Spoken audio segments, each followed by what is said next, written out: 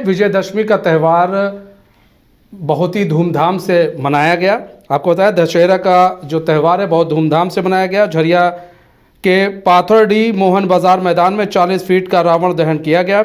Young association की ओर से यह कार्यक्रम 40 वर्षों से होता आ रहा है। इस दौरान हजारों की संख्या में श्रद्धालु मौजूद थे। मंच में पूर्व सांसद पशुपतिनाथ सिंह, भाजपा प्रदेश कार्य समिति सदस्य रागिनी सिंह अपने कार्यकर्ताओं के साथ मौजूद थे।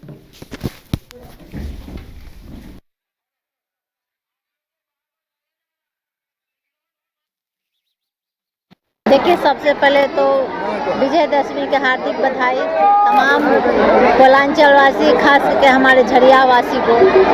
ऐसे कार्य करने के लिए मैं ये तमाम युवा साथी कमेटी के सभी साथीगण को मैं दिल से धन्यवाद आभार प्रकट करती हूँ कि लंबे समय से ये कार्य करते आ रहे हैं। और साथ ही साथ आज रावण दहन के साथ साथ बुराइयों का नाश और अच्छाई की जीत हुई है। और कहीं ना कहीं आज की युवा साथी में भी ये प्रेरणा मिलती है कि जिस तरह से कलयुग में हमारे श्री राम जी बुराइयों का नाश करके अच्छाइयों को उजागर किए थे, आज भी हमारे राम भक्त हैं जो असत्य पे सत्य की जीत के लिए हमेशा हमारे युवा साथी तैनात रहते हैं। और आज भी सनातन धर्म से सभी लोग दिन पे दिन आस्था जुड़ते रह रहा है।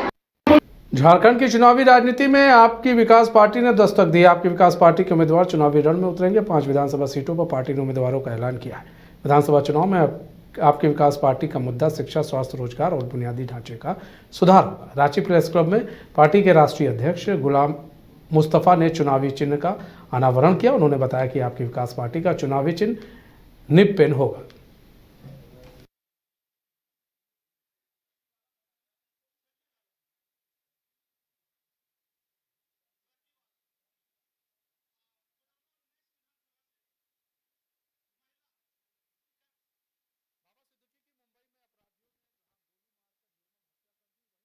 इंडियन स्टार्टअप एसोसिएशन के नेशनल प्रेसिडेंट राथिम भाद्रा ने झारखंड सरकार की बिजनेस पॉलिसी पर गंभीर आरोप लगाया।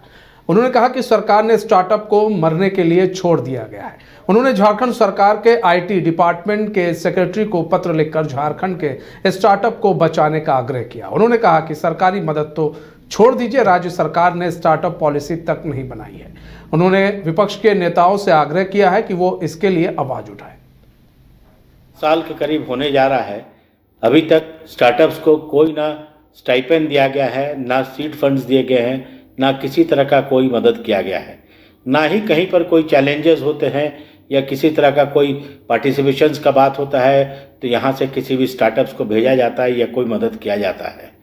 इस 5 सालों में, पिछले 5 सालों में ये जो नई सरकार है, इन्होंने स्टार्टअप्स को बिल्कुल मरने के लिए छोड़ दिया है, अपने हाल पर छोड़ दिया है।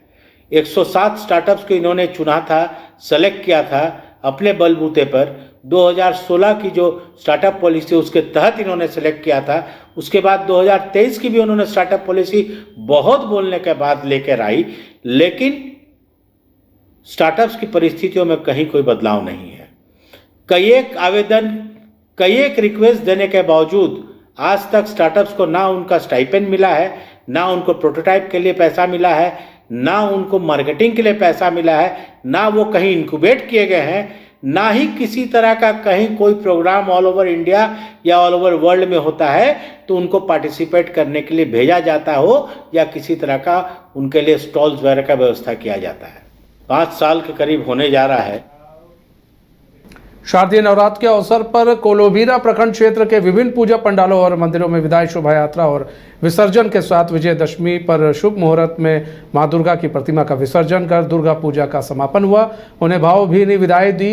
शारदीय नवरात्र के अवसर पर शक्ति संघ दुर्गा पूजा समिति, नवयुवक संघ दुर्गा पूजा समिति, लछवागढ़, रण बहादुर चौक, धर्मशाला, देवी गुंडी पूजा पंडालों में दुर्गा पूजा का समापन प्रतिमा विसर्जन के बाद हुआ। श्रद्धालुओं ने मां दुर्गा को रंगों की होली खेल भावपूर्ण विदाई दी।